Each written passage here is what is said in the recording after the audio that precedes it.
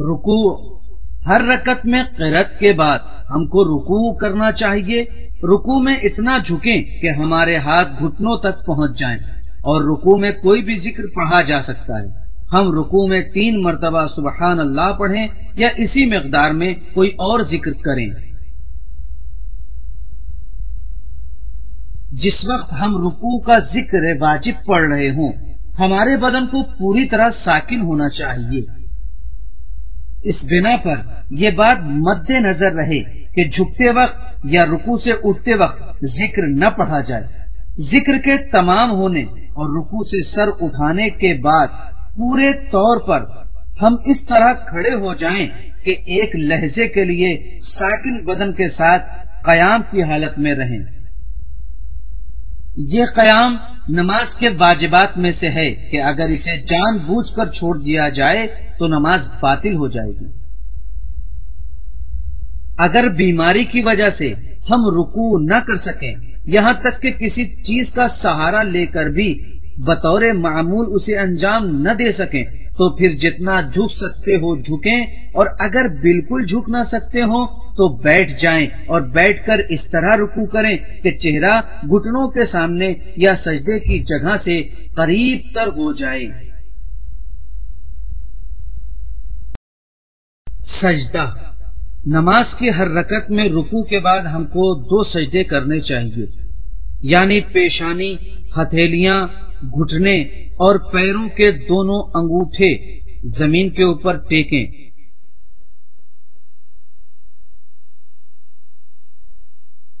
البتہ بعض دوسرے اعضاء مثلا کلائیوں اور پیروں کی انگلیوں کے ٹیکنے میں کوئی حرج نہیں ہے۔ اگر بھولے سے بدن کے ساکن ہونے سے پہلے ذکر پڑھنا شروع کر دیا تو پھر بدن کے ساکن ہونے کے بعد اس کا دوبارہ پڑھنا ضروری ہے۔ اسی طرح پیشانی کے علاوہ دوسرے اعضائے سجدہ کو ہم زمین سے اٹھا سکتے ہیں، لیکن اسے اٹھانے کے وقت ذکر نہیں کرنا چاہیے۔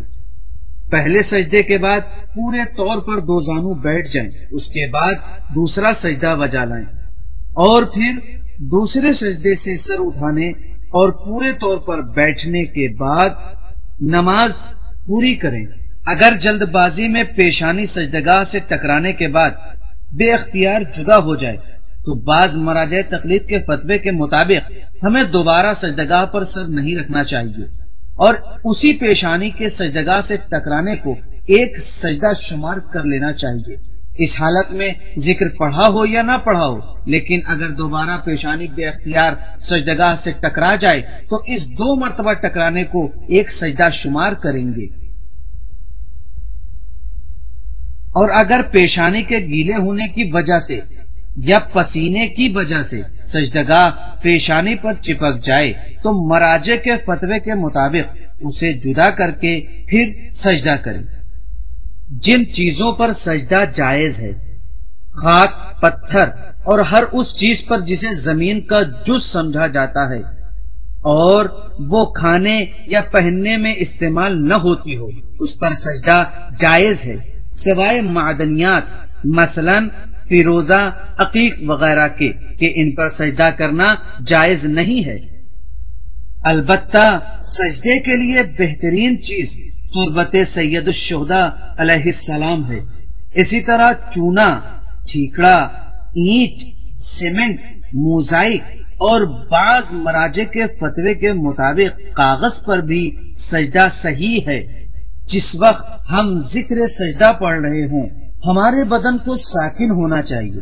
اس بنا پر اگر ہم توشک یا گدے پر نماز پڑھ رہے ہوں تو جب تک سجدے میں سر رکھنے کے بعد وہ ساکن نہ ہو جائے تب تک ذکر سجدہ نہ پڑھیں۔ پیشانی اور سجدگاہ کے درمیان کسی چیز کا فاصلہ نہیں ہونا چاہیے۔ اس بنا پر اگر سجدگاہ پر اتنا میل جمع ہوا ہو کہ پیشانی سجدگاہ تک نہ پہنچ سکے تو پھر اس پر سجدہ نہیں کر سکتے، لیکن اگر صرف سجدگاہ کا رنگ بدل گیا ہو تو کوئی حرج نہیں ہے۔ لیکن اگر نماز کے دوران سجدگاہ گم ہو جائے تو ہتھیلی کی پشت اور انگوٹھے پر سجدہ جائز نہیں ہے، صرف اسی چیز پر سجدہ کرنا چاہیے جس پر سجدہ کرنا صحیح ہے، یہاں تک کہ اگر ضرورت پڑ جائے کہ ہم چند قدم چل کر دوسری سجدگاہ حاصل کر لیں تو اگر قبلے سے انحراف نہیں ہوتا ہو تو چند قدم چل کر دوسری سجدگاہ حاصل کریں گے اور نماز پوری کریں گے، ورنہ دوسری صورت میں اگر وقت زیادہ ہو تو نماز توڑ کر دوسری سجدگاہ حاصل کر کے پھر نماز پڑھیں گے۔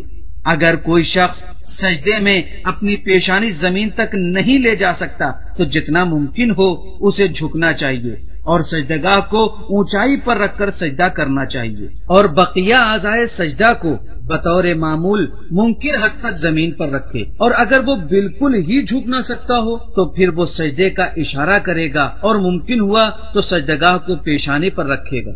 قرآن مجید کی 4 سورتوں میں سجدے کی آیتیں ہیں۔ سورہ سجدہ کی 15ویں آیت، سورہ فصلت کی 37ویں آیت، سورہ نجم کی 62ویں آیت، سورہ علق کی 19ویں آیت۔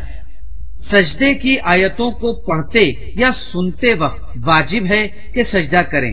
بعض مراجع تقلید کے فتووں کے مطابق کیسٹ وغیرہ کے ذریعے اگر تلاوت نشر ہو رہی ہو تو اس کا حکم بھی وہی ہے جو آدمی کی تلاوت کرنے کا ہے، یعنی سجدہ واجب ہے، لیکن یہ واضح رہے کہ سجدہ نماز کے واجبات مثلا ذکر پڑھنا اس سجدے میں واجب نہیں ہے، صرف اتنا واجب ہے کہ حالت سجدہ کی طرح اپنی پیشانی ایسی چیز پر رکھیں جس پر سجدہ کرنا صحیح ہو۔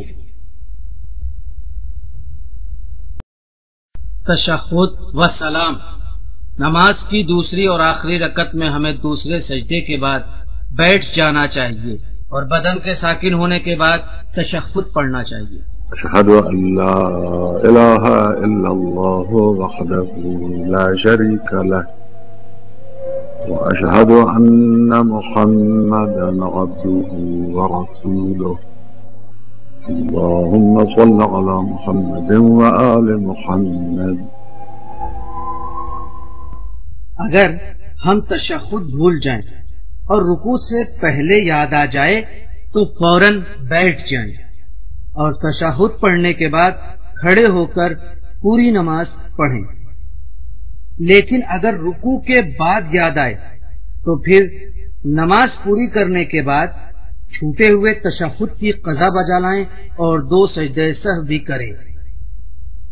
البتہ بعض مراجع تقلید کے فتوے کے مطابق بلا وجہ قیام کے لیے بھی 2 سجدے سہو بجا لائیں اور اضافی قرأت یا تسبیحات کے لیے بھی 2 سجدے سہو بجا لائیں۔ آخری رکعت میں تشہد کے بعد سلام پڑھ کر ہم نماز تمام کرتے ہیں۔ السلام علیک ایہا النبی ورحمۃ اللہ وبرکاتہ۔ السلام علینا وعلی عباد اللہ الصالحین۔